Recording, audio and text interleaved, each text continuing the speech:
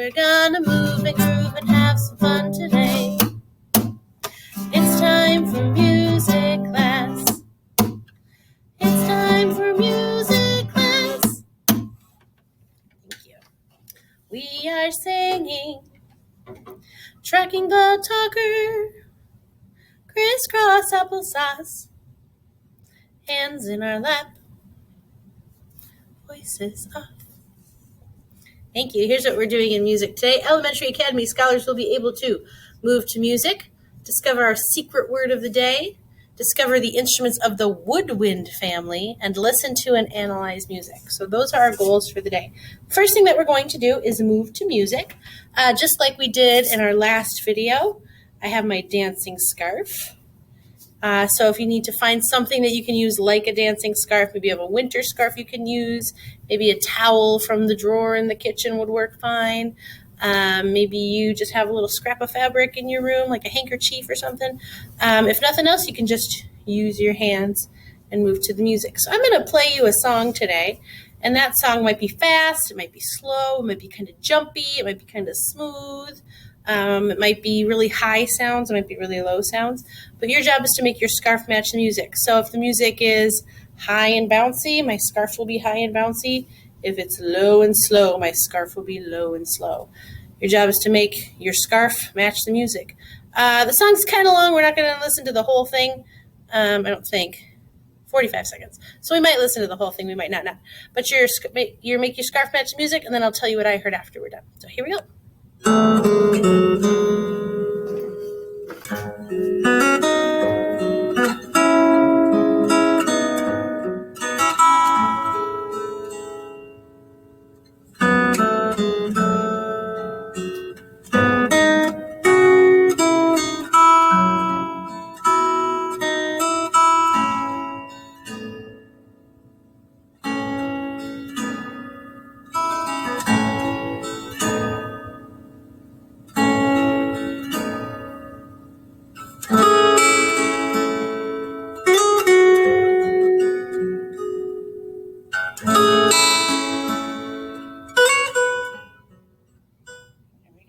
Listen to the whole thing.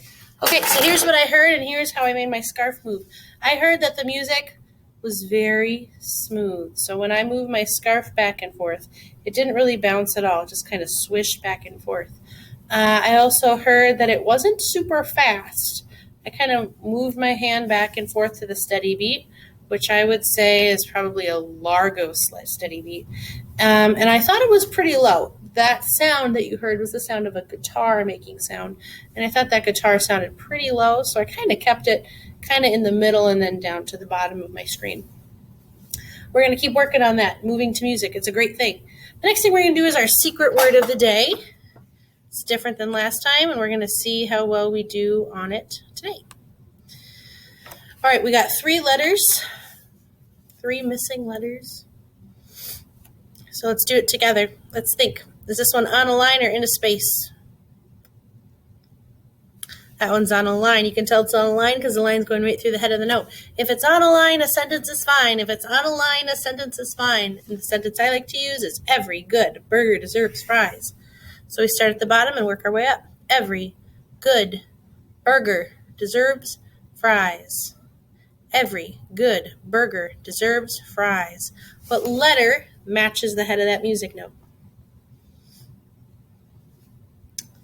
G for good. Every good. So I would write the letter G on here if I had the ability to do so in this program.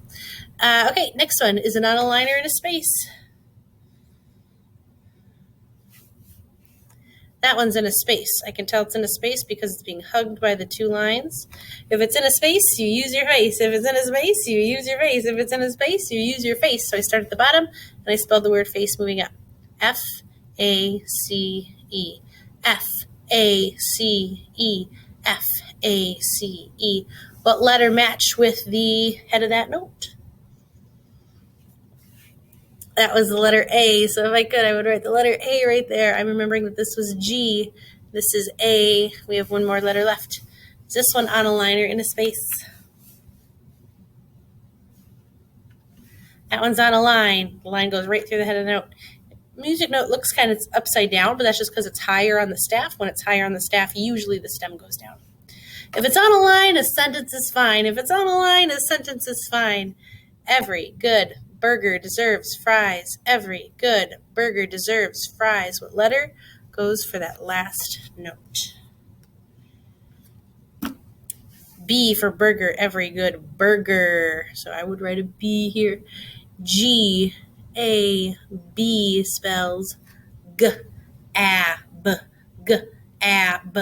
Gab. That makes me think, gosh, my 4-month-old niece really likes to gab now that she's starting to learn how to talk. Our secret word of the day is gab. Last time we had a music video, we talked about some different instrument families, of which there are 5. And then we focused in on the keyboard family. Let's really quick review those instrument families. So first we have the percussion instrument family. That's the largest family, instruments that you tap or shake or hit to make sound. We're going to do percussion a little bit later in the year. Next is the woodwind family. We're going to focus in on that one today. Next is the brass family, Mrs. Isle's favorite, because that's what she played when she was in school. The string family, that makes me think of violins and guitars. And then the keyboard family, which we talked about last time. Let's see if we remember those 4 keyboard instruments that we talked about last time. Think about it. Maybe you can come up with 1 or 2, 3 or 4. Piano, organ, harpsichord, and accordion were the 4 that we listened to last time. Today we're going to focus in on the woodwind family. Okay, so there's a few things that I wanted you to know about the woodwind family. My face isn't going to move anywhere in that. That's okay. The woodwind family is a wind instrument, which means to make a sound on a woodwind instrument, you use your wind or you use your breath. You have to blow into it. There's 2 different kinds of wind instruments, the woodwind family instrument and the brass family of instruments. So today we're talking about the woodwind family. There's 2 different kinds of woodwinds. There's reed instruments and there are flutes. So reeds are what are pictured here, and there's 2 different kinds of reeds. These are called single reeds and these are called double reeds. So when you blow through a woodwind instrument that is a reed instrument, you blow through a mouthpiece that you place inside of your mouth. And when you blow your air through, it vibrates a piece of cane, which looks like this, a little piece of wood. And that's what gives it its sound and its tone. The reason this is called a single reed is because it's just 1 piece of cane. And the reason that this is called a double reed is there's actually 2 pieces that kind of fit together, kind of like this. And then you blow through it and they vibrate together. The other kind of woodwind instrument is a flute. And air is blown into a hole and there is no reed. So they call it flutes, and there's an instrument called a flute that looks like this. But there's some other different examples of instruments that are flutes, some of which we talk about. I can think of like a piccolo is a type of flute. A recorder is a type of flute. But it just has an open hole that you blow into. They used to all be made of wood, and that's why they're called woodwinds. And nowadays, some of them are still made of wood. Some are made of metal. Some are made of plastic. But that's why they're called the woodwind family, because they were made of wood and you use your wind to make the sound, woodwind. I wrote big instrument equals lower sound, small instrument equals higher sound. That's not just true of the woodwind family, that's kind of just a rule in music. So I think of one of the biggest instruments is a tuba, really big. Tuba makes a really low sound. And I think of a small instrument like a flute, and that usually makes a higher sound. That's not always the case. For instance, like on piano, pianos are very big instruments, but they can play low and high. But for the most part, if it's a big instrument, it makes a low sound. If it's a small instrument, it makes a high sound. And we'll get to hear a little bit of that today. Okay, here are the first 2 instruments of the woodwind family that I'd like us to talk about. They are the flute and the piccolo. The flute and the piccolo are the highest members of the woodwind family. And looking at those 2, which would you guess would make a higher sound based on what we just talked about? The bigger the instrument, the lower the sound. The smaller instrument, the higher the sound. Yeah, this little guy, this one's higher. This is the highest instrument in the orchestra, and this is called a piccolo. Piccolos are pretty tiny. They're maybe 10 inches long. They're pretty little. And the flute is a little bit longer, still makes a high sound. And when you play the flute or the piccolo, you play it kind of off to the side like this. And if you've ever taken like a pop bottle and blown down into it, that's how you make a sound on a flute or a piccolo. You just blow down low. So I'm going to switch my tabs on my computer, and I'm going to have you listen to the sounds of the flute and the piccolo, just so you know what they sound like. I'm not 100% sure that the piccolo is on this side. Oh, there it is. Okay, we're going to start with the piccolo. Here's what a piccolo sounds like.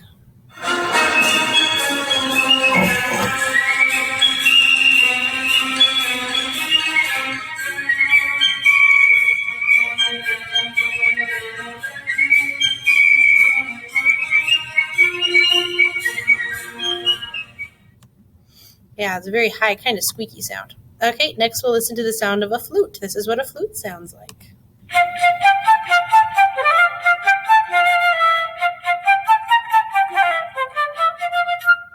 Such a happy tune. Okay, so that is the flute and the piccolo. They're no reed instruments, they're flutes. You blow down into the hole to make a sound, and they are the highest instrument in the orchestra. The next two are the oboe and the bassoon. I group these together because these are the two that have a double reed, two pieces of wood stuck together that you blow through to make a sound. These ones are usually still made out of wood, but as you can see, if you look really close, you can see a bunch of silver stuff on there. Those are keys, and there's many, many keys, just like on the flute and piccolo, but there's many, many different keys. You have to play with your left and your right hand, and when you see woodwind players play, they really have to be aware of where their fingers are at different times, because if you push down different keys at different times, it makes different notes, which is pretty cool. Whenever I think of oboes and bassoons, I think of a nasally kind of sound, because that's the kind of tone that comes to mind. Oboes are bigger than the flute and the piccolo, so they make a little bit of a lower sound. Bassoons are really big.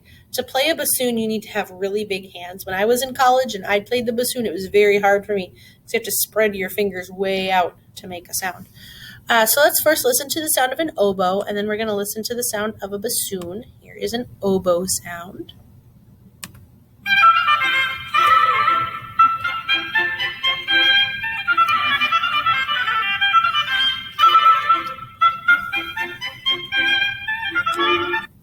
There we go. And here's the sound of a bassoon.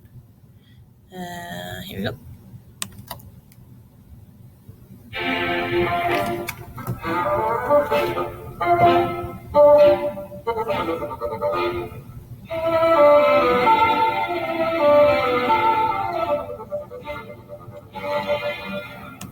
There we go.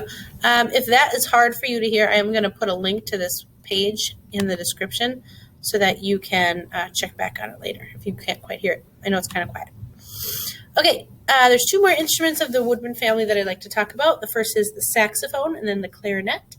The saxophone and the clarinet are both single reed instruments, so just one piece of wood that you blow on to make sound. The clarinet looks a lot like the oboe. They look very similar. Both were black. Both have a lot of silver with keys. The biggest difference is up in the reed. This one's a single reed. The oboe is a double reed. I love the sound of a clarinet. I think if I had to choose one instrument of all the instruments in the orchestra that has my favorite sound, I would probably pick the clarinet. And then the saxophone, that's a cool instrument. It's the newest instrument in the orchestra. Flutes, clarinets, oboes have been around for a long time, and saxophones are much more recent. Most orchestras actually usually don't even have a saxophone. Traditionally, they don't. You would find them in wind bands, but sometimes you wouldn't find them in an orchestra. But they're really cool. They play a lot of jazz music. So does clarinet, jazz music. And they're really cool in marching bands, too. So let's listen to the sound of a clarinet, and then we'll listen to the sound of a saxophone afterwards. Here is the sound of a clarinet. My mom played clarinet when she was in school.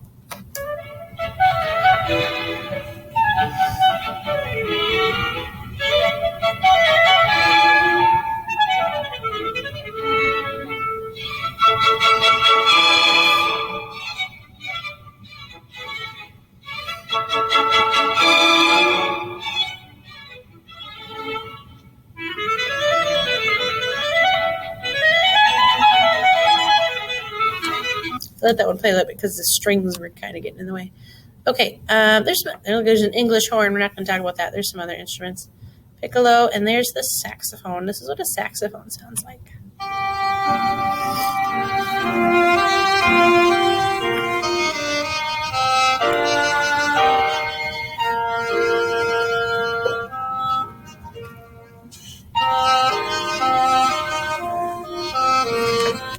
My husband, Mr. Isles, he plays the saxophone, which is pretty cool.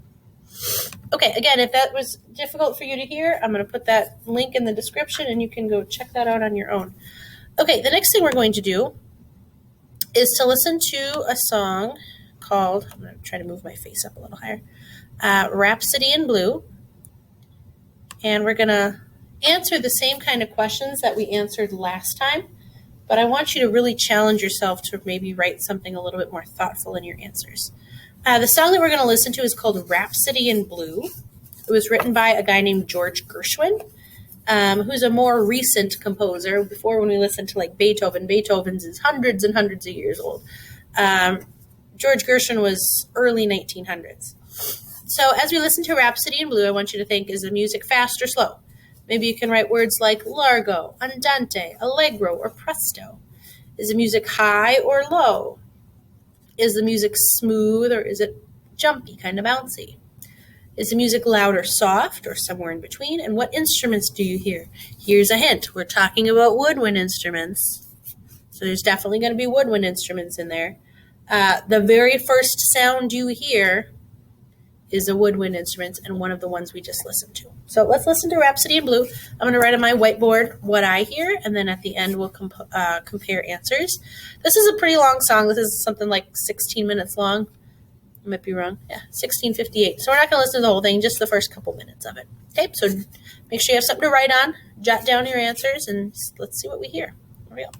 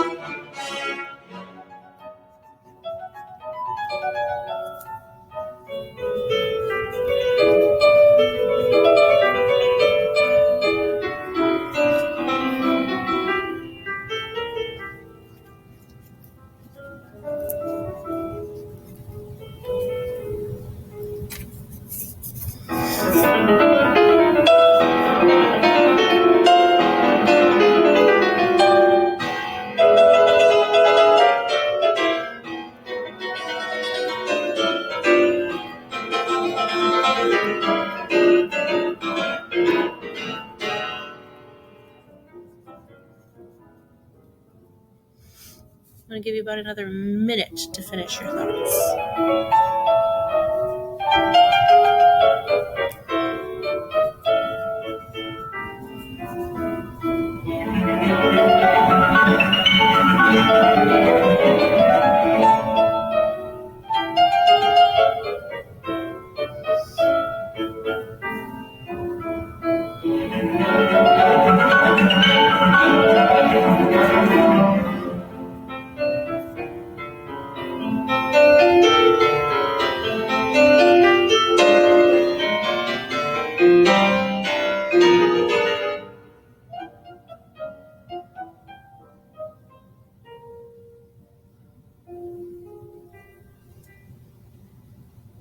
About 15 more seconds.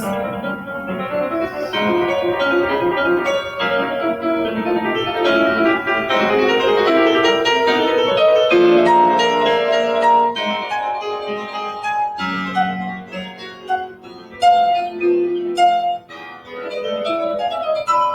right, we're going to pause there. I wrote a few notes down, not a lot, but a few, and we're just going to compare answers. If you didn't write it down and you can just remember what you heard, that's cool too. Okay, for the first one, is the music fast or slow? At the beginning, I wrote it was slow, kind of andante, walking speed, but then it got a little faster and went allegro. George Gershwin came around at a time when jazz was starting to be pretty popular, and sometimes with jazz music, they kind of change the tempo partway through the music with something called an accelerando or a retardando, which means starting to get faster or getting a little slower. Is the music high or low? It was both high and low because I heard some high sounding instruments and I heard some low sounding instruments. So it's kind of both.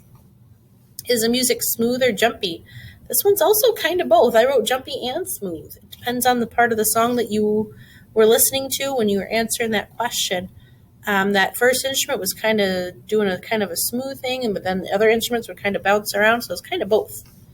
Is the music loud or soft? It was loud and soft, depending on the part of the song you were listening to. This song's kind of all over the place, which is pretty cool.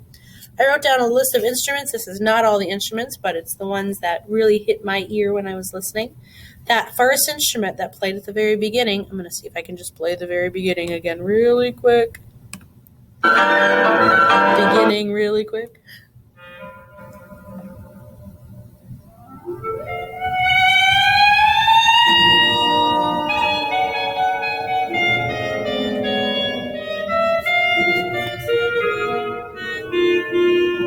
That solo part, that is the clarinet.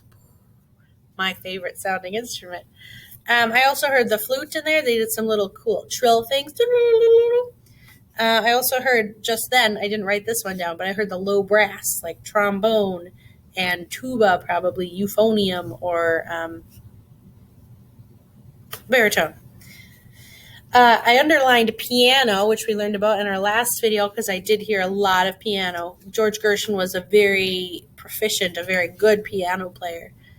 So was his brother Ira. So there was some really cool piano stuff. I also wrote there was string section. I wrote violin and double bass for sure. But I'm sure there was the other instruments in the string family playing in there. And then I heard a trumpet at one point also. So those are the instruments that I heard. Maybe you heard some of those too. One more thing I want to talk about before we wrap up our video. At the very bottom of the screen, you'll see this picture of a dude playing the drums. There is this wonderful movie called Fantasia 2000. And if you have Disney Plus, it's probably on there somewhere is my guess.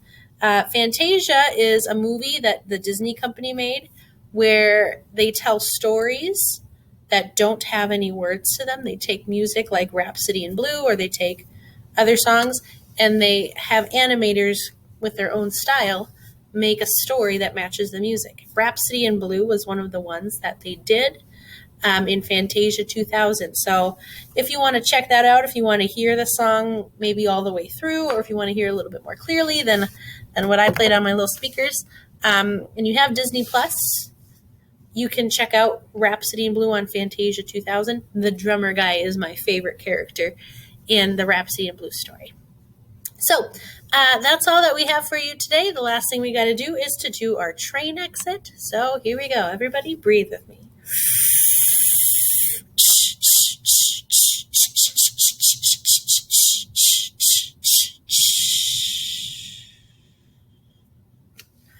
All right. Thanks for making music with me today. I hope you have a magical musical day. See you next time.